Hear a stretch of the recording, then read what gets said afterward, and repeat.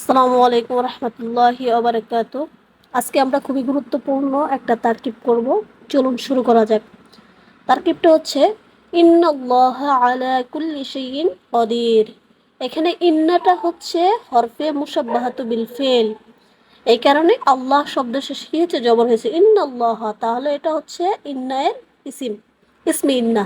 আল্লাহটা হচ্ছে কি ইসমে ইন্না। তাহলে ইন্না হরফে মুশাব্বাহাতু বিল ফিল, আল্লাহটা হচ্ছে কি ইসমে ইন্না। আলা, আমরা জানি আলা হচ্ছে হরফে জার। তাহলে হরফে জার থাকলে পরবর্তীতে অবশ্যই কি হবে, মাজরুর হবে। কুল্লি শাইইন মানে সকল বিষয়ের বা সর্ব বিষয়ের। তাহলে কুল্লিটা হচ্ছে কি মুদাফ, আর শাইইনটা হচ্ছে কি মুদাফ ইলাইহি। আমরা জানি মুদাফ হলে কি মুদাফ ইলাইহি লাগে। মুদাফ আর মুদাফ ইলাইহি মিলে কি হয়েছে, হরফে জারের মাজরুর হয়েছে।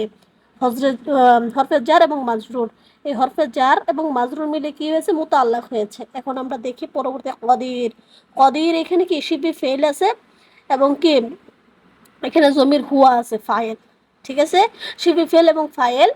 আর পূর্বেরটা হচ্ছে কি মুতাআল্লাক মুকদ্দম, আর এটা হচ্ছে কি মুতাআল্লাক মুআখার। তাহলে মুকদ্দম এবং মুআখার দুইটা মিলে কি হয়ে গেছে, ইসমে ইন্না এর খবরে ইন্না হয়ে গেছে। তাহলে ইসমে ইন্না এবং খবরে ইন্না মিলে কি হয়ে গেছে, জুমলাতুল ইসমিয়া হয়েছে। ঠিক আছে, ধন্যবাদ সবাইকে।